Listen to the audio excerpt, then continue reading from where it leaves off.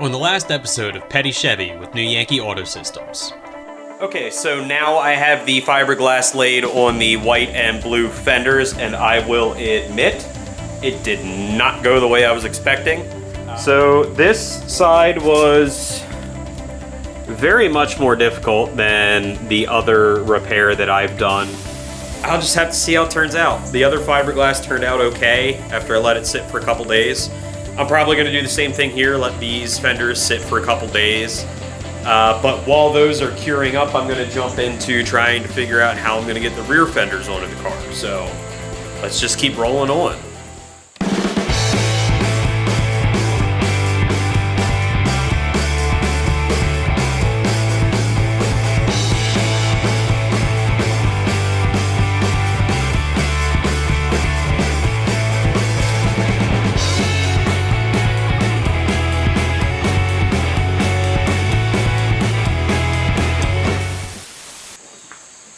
While I waited for all of those fiberglass repairs to actually cure up and get set, I decided it was time to start putting some of the body and materials back together. Wait a minute. What is that? Oh god. Why has no one told me I'm going this bald before? Alright, well, I'm gonna be wearing a hat for a long time now on. But anyway, it was time to start getting back to putting the body back together so that I get the body panels on and actually figure out where everything was going to need to be on the car. To do this, the first step was putting the Nerf bar back on so that I can get everything lined up and just start eyeballing and brainstorming how I'm going to get this system back together.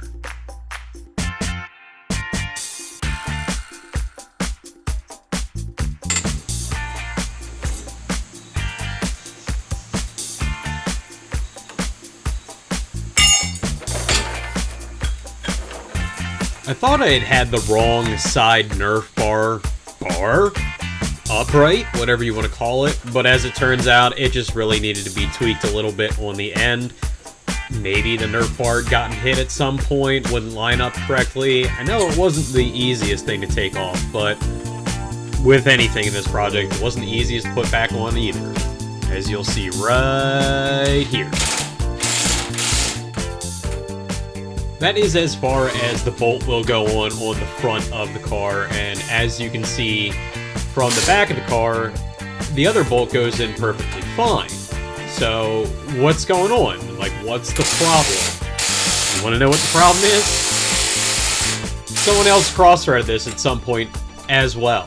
Just with everything on this car, these people slammed these things together and just went for it. So, this is an easy fix. All I have to do is tap the hole, and I'll get it. I just need to calm down. I can tap the hole, and I can fix this. But I really wish I didn't have to.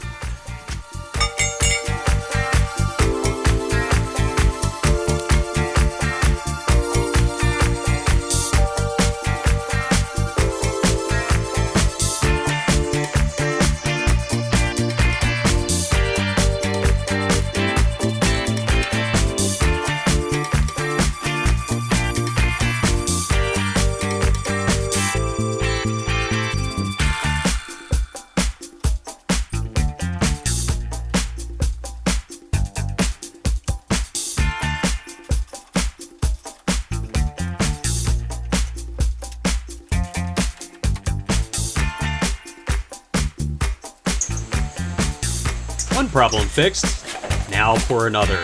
I know, right? With the Nerf bar installed and the bolt properly tightened down to the chassis, this bolt for the Nerf bar is not lining up with the holes all the way through. So at this point, I'm just doing everything that I can to get this project to keep moving on. So I'm just going to drill straight through from the one side that does fit through the other with the Nerf bar on, just to make it work. And then guess what? I also break a drill bit in the process too, so that's fun.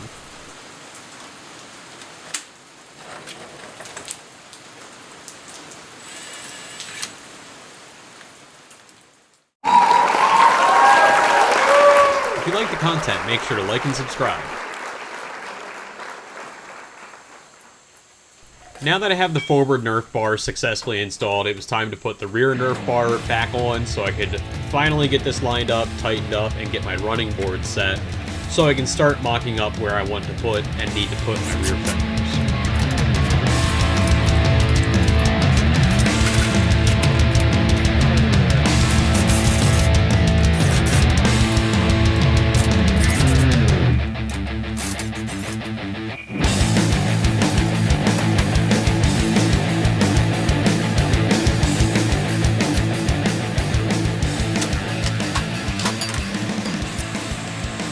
So I ended up getting the fender back on the passenger side of the car. I spent probably an hour trying to figure out what was going to be the best way to do this. And given the condition of the body, the fact that some of these rivets had been pulled out in a hit before, and the fender itself, I just decided I was going to go ahead and rivet it back in. I really didn't want to, just because I don't want to throw more holes in this body or this fender. It wasn't lined up the way that I wanted it when I got it, and unfortunately I did end up with a big gap down here. But what I was most concerned with was getting this gap right up against the door so I can get my running board on. And I don't want to have to cut more on the running board than I should. So I had to push this fender back a little bit. I could have bowed the fender when I installed it, but I didn't really want it to be under too much tension while it was on the car. So unfortunately, we're just gonna have a bad fitment here. I don't know what else I can do about it besides getting a new body, a new fender, and starting over.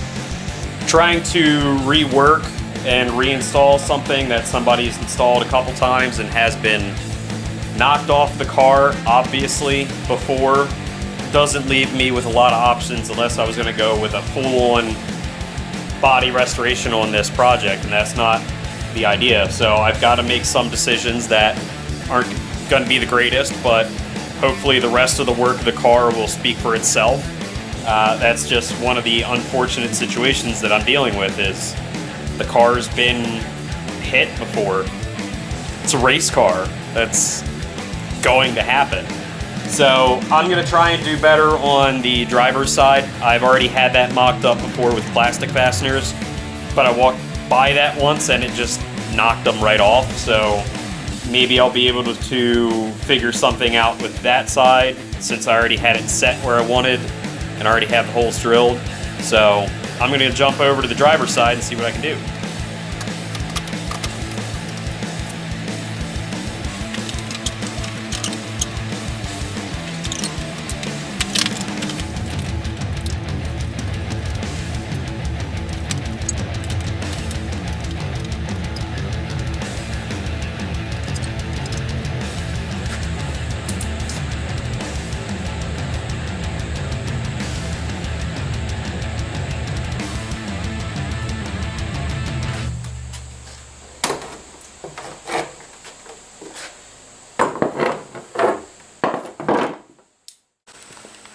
So I've had a bit of a rethink, and I was able to get this driver's side fender back on by reusing or utilizing some plastic fastener body clips.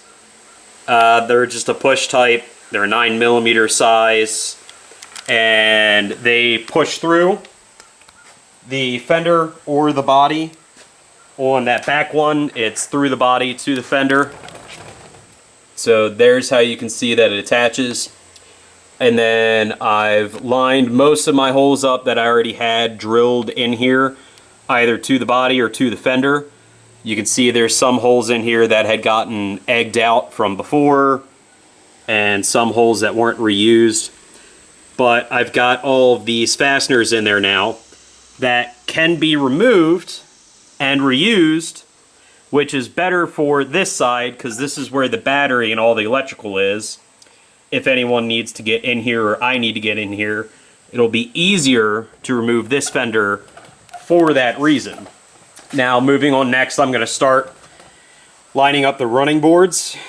I've got them pretty well lined up there, and I know where I've got to make my trims, and I'll get those trimmed out and try and get those to drop in here in a second. So I have some small V marks here on the running boards that I'm going to cut. That's where I'm going to make my first cuts to try and make these fit.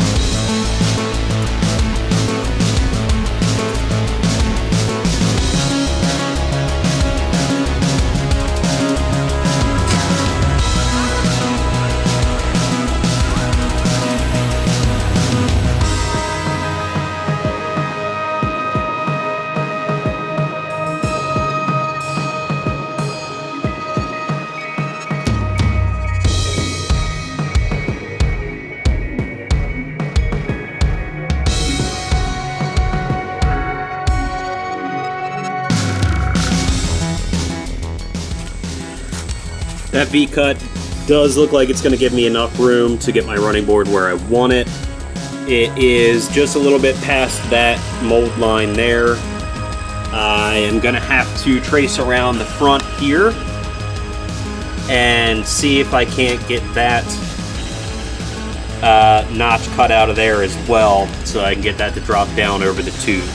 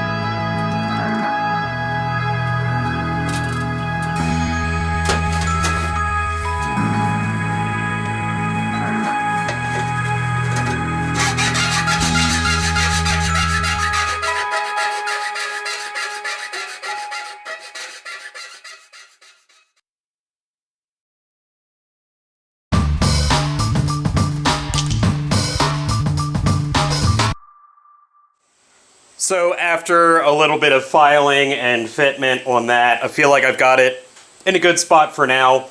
Just trying to use the old fender as somewhat of a mock-up. I don't want to get it too fitted on there until I've got the other fender ready. Reason for that is I've got some decent fitment here. I've got adjustability fore and aft. I could go in a little bit if I cut it.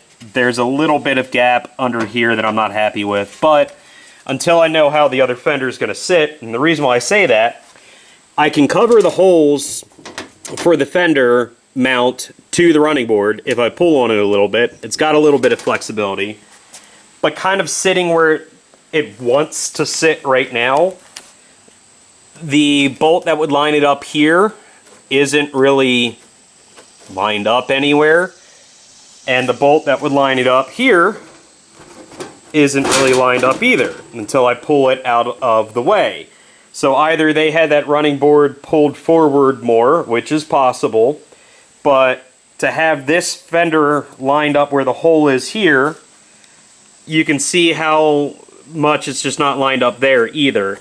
So there would have to be a lot of tensile strength pulling on this, which is probably what cracked it as bad as it did. So I'm just going to wait till I have the other fender ready and jump onto the other running board.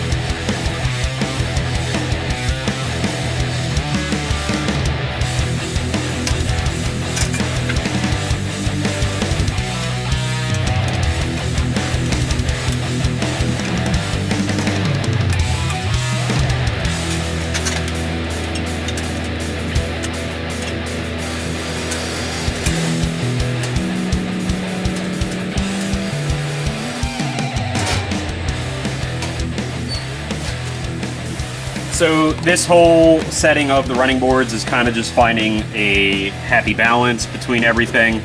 There's a certain amount that it can go in, and it was previously riveted onto this rail. I may do or may not, but I don't want it to come over too far.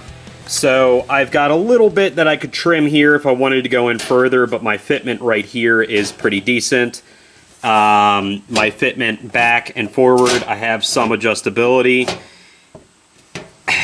It'd be nicer if that wasn't so V-cut. However, I want to be able to have the adjustability here, because once you get the fenders on, they are to tuck under the running board here.